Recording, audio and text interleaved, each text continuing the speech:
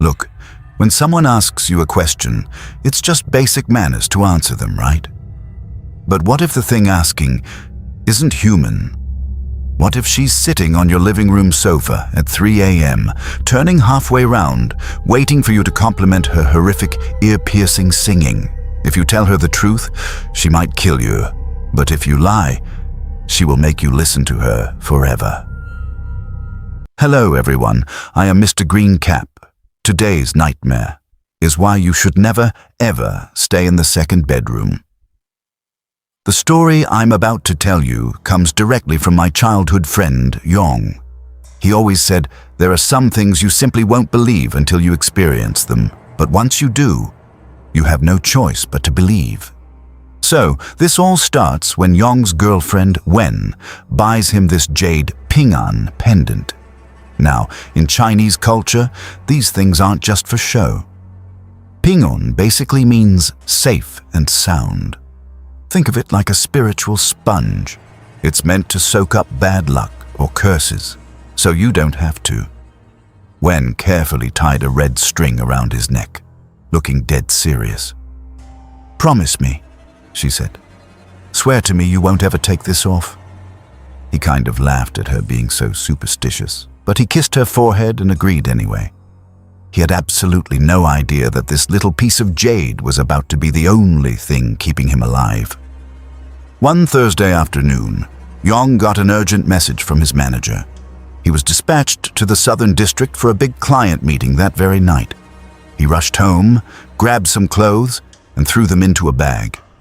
As he turned to sprint out the door, he felt a sudden, sharp tug. Snap. The red string broke. The jade pendant hit the floor with a sharp clink. Yong froze. He picked it up. A fine, jagged crack ran straight down the middle, as if split by an invisible axe. He didn't think it was a bad omen. He was just worried about how to explain it to Wen without upsetting her. Pressed for time, he tossed the cracked jade onto the coffee table and sprinted to the high-speed train. At 9:30 p.m., Yong arrived at his destination. He went to the company's designated apartment for business trips, room 1703, located in the old, gloomy Jing'an residential complex. The apartment was pitch black. "Zhao, are you here?" he called out. Silence. Zhao was a colleague from another department who was supposed to be staying in the other bedroom. Yong turned on the lights. One bedroom door was slightly open, the bed perfectly made but empty. He put his bags there. The other bedroom door was shut tight, locked from the inside. Zhao must still be out on business, he thought. Being an introvert, Yong was actually relieved he didn't have to make small talk. After a late, booze-filled dinner with the client, Yong returned to the dark apartment around 10:30 p.m. Still no sign of Zhao. He jumped into a hot shower. Through the sound of running water, he heard something outside. A soft rustle, like a door slowly creaking open in the living room. He quickly rinsed off and stepped out, but the living room was empty. The second bedroom door was still shut tight. "Strange," he muttered, blaming the thin walls of the old building.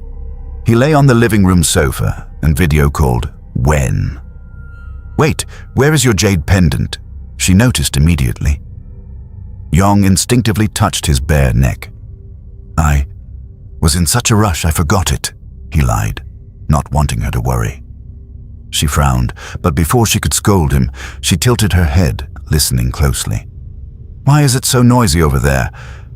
Yong froze. "Noisy? It's dead quiet here." "No, it's not," Wen said, annoyed. "I can clearly hear a woman singing, and she sounds awful." Yong looked around the empty, silent room. The only sound was the ticking of the wall clock. "You must be hearing the neighbors," he said nervously. Before they could argue further, Wen's phone battery died. Yong plugged his phone in, brushed off the weird conversation, and drifted to sleep right there on the sofa. Sometime in the middle of the night, Yong was awakened by a voice. A woman singing. Her voice was sharp, ear-piercing, and completely off-key, fluctuating wildly in the dead of night. he opened his eyes. The living room TV was on, glowing in the darkness. It was broadcasting a grainy old talent show. On the screen, a woman in a red dress was screaming out a song, veins popping on her neck. The judges looked incredibly uncomfortable. "Your pitch needs work," one offered delicately. "Frankly, singing isn't your path." It was horrifyingly bad. Yong frowned. Did Zhao come back and leave the TV on? He grabbed the remote and switched it off. Darkness swallowed the room. As he got up to go to his bedroom, his heart skipped a beat. The second bedroom door, the one that had been locked tight, was now cracked open. A pitch-black void stared back at him. "Zhao!" he called out, his voice trembling. Nothing. He walked over, pushed the door open, and flicked on the light. The bed was perfectly made. No luggage, no Zhao. He checked his phone. It was 2:50 a.m. Where the hell is he at this hour? Yong thought, a chilling unease creeping into his bones. Exhausted, he forced himself back to bed. The next morning, Yong met up with an old college buddy, Jia, for lunch and daytime drinking. They talked about life, relationships, and the people who've screwed them over the years. "You know, it's funny," Jia sighed, swirling his beer. "You can survive a room full of strangers hating you, but one person you love lying to you, that'll destroy you." Yong nodded in agreement. "Anyway, where are you staying?" Jia asked. "The company apartment in Jing'an Complex, 17th floor." Jia's beer can stopped midair. "Jing'an Complex? Why does that sound so familiar? I feel like I've heard something about that place, but I can't remember." They brushed it off and kept drinking. By the time Yong stumbled into a taxi to head back, he was thoroughly drunk. He closed his eyes in the back seat, but the driver was a chatterbox. Half asleep, Yong only caught fragments of the driver's rambling. "That Jing'an Complex? Yeah. Real shame what happened. Couldn't think straight. Didn't have to end like that." Yong was too drunk to care. When he arrived, the building's elevator was broken, forcing him to climb 17 flights of stairs. He burst into the dark apartment, rushed to the bathroom, and violently threw up into the toilet. As he wiped his mouth, his bleary eyes locked onto the small trash can next to it. Lying inside were thick, matted strands of jet-black hair. They were impossibly long, at least 2 feet, coiled like dead snakes. "Since when does Zhao have long hair?" he slurred. He stumbled back to his bed and answered his phone. It was Wen. "Did you drink?" she asked right away. "Just a few beers with Jia," Yong said. "Who are you staying with out there?" Her tone suddenly got super defensive. "Just my co-worker, Zhao. He's a dude." "Bullshit," she screamed. "I can hear her, that woman singing that awful song. I went to your apartment today to check on you. I saw the jade pendant smashed on the floor. If you want to break up with me, just say it." "Wen, wait, look, let me explain." Beep, beep, beep. She hung up on him. Probably blocked him too. Yong stared at his phone, frustrated and baffled. He hadn't heard a single note. The apartment was dead silent. Then, bzzzt from the living room. The TV turned on. The singing started. That same ear-splitting, agonizing voice. Yong's drunkenness vanished in a split second. He pinched his arm, hard. This wasn't a nightmare. This was real. He slowly walked to the front door, grabbing the handle to escape. It wouldn't budge. It felt welded shut. He turned around. Sitting on the living room sofa was a woman. Her back was to him. A curtain of long, filthy black hair cascaded down her shoulders. She was softly swaying to her own horrific singing coming from the TV. Yong stopped breathing. Then, a soft, sickeningly sweet whisper echoed directly inside his mind. "Does it sound good?" Paralyzed by sheer terror, Yong's mind went blank. His survival instinct kicked in, and he babbled the first lie he could think of. Ah, yes, it's beautiful. Best song I've ever heard. An angelic voice. The woman on the sofa chuckled. A chilling, dry sound in the silent room. She slowly turned her head. Her face was hidden in the shadows. "Is that so?" the voice in his head said, dripping with malice. "Then stay here. Listen forever." Suddenly, an invisible force seized Yong. His feet dragged forward against his will, inching closer to the sofa, closer to the TV. "No, let me go, no!" he screamed at the top of his lungs. "Yong, Yong! What's wrong?" Yong gasped, his eyes snapping open. He was in his bed. His phone was pressed to his ear. The call screen showed he was still connected to Wen. Something. His whole body was shaking. "You fell asleep on me," Wen chuckled softly through the speaker. "You were talking in your sleep. You really drank too much." A nightmare. The woman on the sofa. The force pulling him. It was just a vivid, alcohol-induced nightmare. He collapsed back onto the pillows, drenched in cold sweat, letting out a massive sigh of relief. "Did you go to my house?" he asked desperately. "Of course not," Wen replied gently. "Don't worry about the cracked pendant. Accidents happen as long as you are safe." Yong felt a surge of immense gratitude and love. He wanted to cry. "Hey," Wen suddenly said, her tone shifting. "Why is there a woman singing in your room again? And it's so terrible." Yong's blood turned to ice. The room was completely silent to his ears. My roommate is watching TV," he stammered, his voice cracking. He hung up. His hand trembled so hard he almost dropped the phone. Then it buzzed. A text from his buddy, Jia. "Hey man, I just remembered. My wife told me about that Jingang complex. Something terrible happened there." Before Yong could type a reply, he heard it. From outside his bedroom door. Bzzzt. The TV turned on.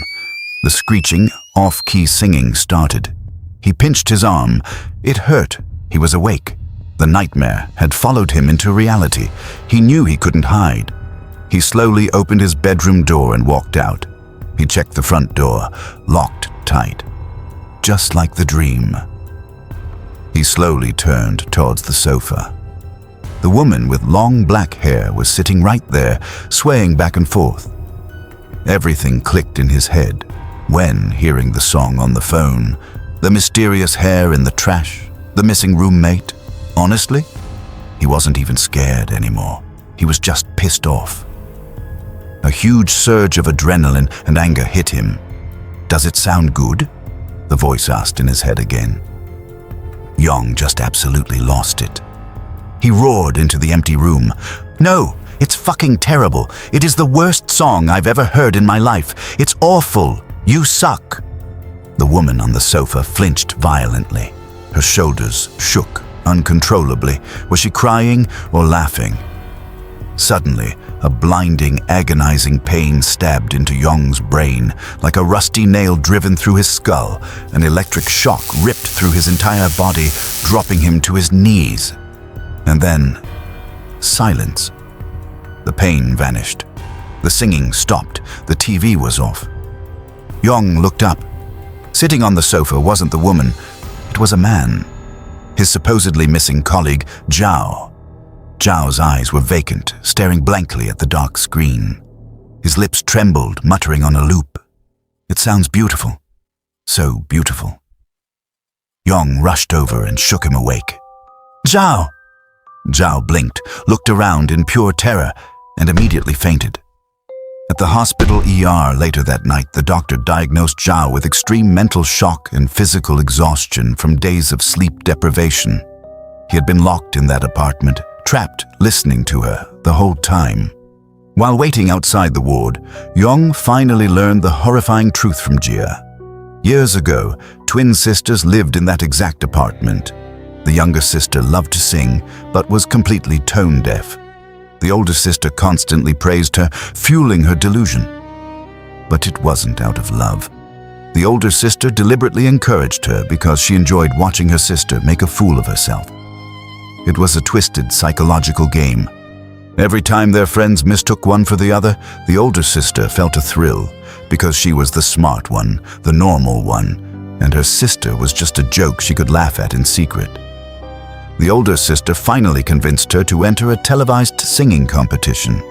The younger sister was utterly humiliated on live TV in front of the whole province, but she didn't care about the judges or the audience. She only cared about making her supportive sister proud. Until she came home. She stood outside the apartment door and overheard her older sister on the phone, laughing maliciously about how stupid she was, mocking her public humiliation, bragging about how easily she manipulated her. The betrayal was absolute. The younger sister walked up to the apartment roof and jumped. But the older sister... Gia's voice dropped to a terrified whisper over the phone. She completely lost her mind. The guilt broke her. She sat on the sofa every day, swaying to a song only she could hear. Eventually, her parents died of grief, and they locked her up in a psychiatric ward. He paused. But here's the thing, Yong. One night, she just vanished from her locked room. She was never found. And eventually, people started reporting a woman with long black hair sitting in that very same apartment, asking if her singing was beautiful. Yong immediately checked out of the apartment. The company ended up investigating and firing the shady agent who rented the haunted space. When Yong finally returned to his own home, the first thing he saw was the coffee table. The jade pendant was perfect. In the dim light of his living room, the jade seemed to glow faintly, the crack that once split it in two now gone as if it had never existed.